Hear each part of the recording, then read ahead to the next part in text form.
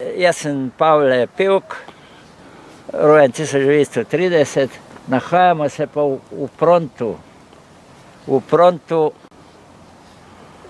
nad Idrijsko, praktično v centru. To so bile tudi prve najdišča živo-srebrne rude je bilo v tem koncu. In tudi ti prve hiše, ko so se mogli. Jaz sem rojen tukaj dol, v frontu se reče, ulica je bila, italijanska ulica, Via Milano, numero 17, tu sem se še tako nekako zapolnil. In mi smo imeli 2 krave, smo reče, krave in smo kosili tukaj, ta vrt tukaj, tukaj ven čist, pa tam gor. Pa smo imeli pa ta zadnji vrt tam, da smo nabirali tiste krave. Žica je pa šla ta skozi, taki pa čist, pa tam, kad bom pol pokazal, tam čez Grapo, pa gore je bil nemški bunker na Hriču, se bo tam fajn videlo. In Nemci so imeli, je bila ta odprtina za tukaj, tudi ta gospodar, ki je bil dratu tukaj, ki je bil dratu. Je jemu pa ta svet nehal. Je tudi jemu malo žic, malo izven žice. In tukaj straže ni bilo. Mi smo lahko tisto odmaknili, sam sem si mogel pol nazaj. Tu so le tako 2 X koze, pa odprto. Drugače, kar je bilo pa žice, so le pa vse tisti količki, pa tiste je bilo vse železno. Ni bilo absolutno nobenega lesa.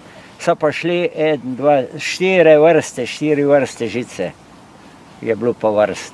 Kodar ni bilo vidno, so bile pa konzerve ali karkoli, da je rapatalo, pa še oben, če je bilo zaprto, je bilo zaminirano, kodar ni bilo vidno. In tisto so pol nemški ujetniki po vojski sami razminirali.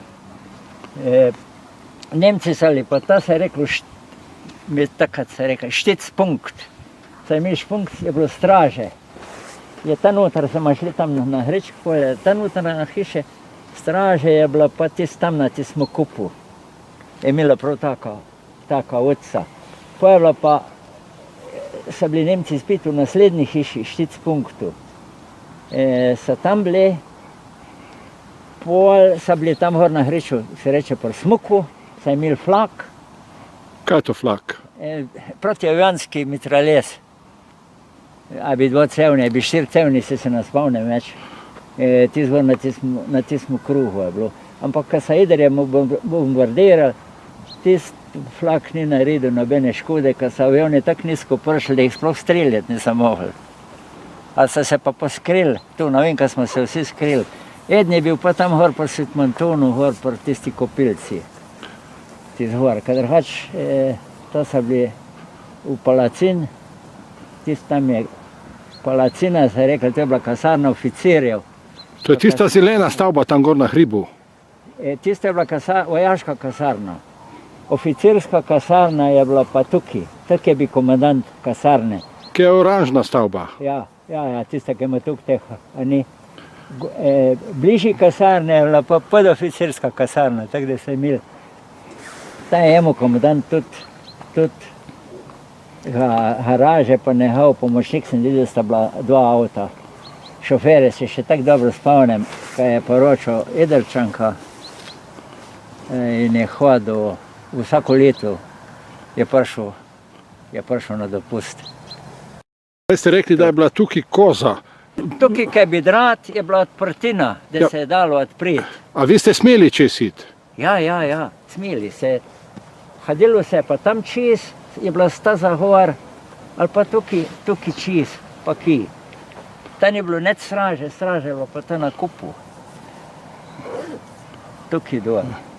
Nekaj mi smo se s temi stražarji, pa s tem mi smo se praktično poznali s temi ljudmi. Ka prvotno ob okupaciji Idrije so prišla tu nemška elitna enota. Potem so pa s časom tu zamenjali. So pa prišli pretežno del bolj priletni vojaki. Pa že tudi ujetniki, tudi Polaki so bili med njimi, ko so jih že mobilizirali Nemce.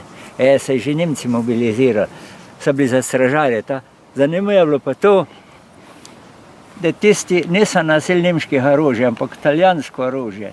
Nemci niso dali nam njihovo orožje, za stražarje so bili pa dobri. Pa taki mladi fantje, vem, ko smo prišli se tako, ko se družili smo se v stvari.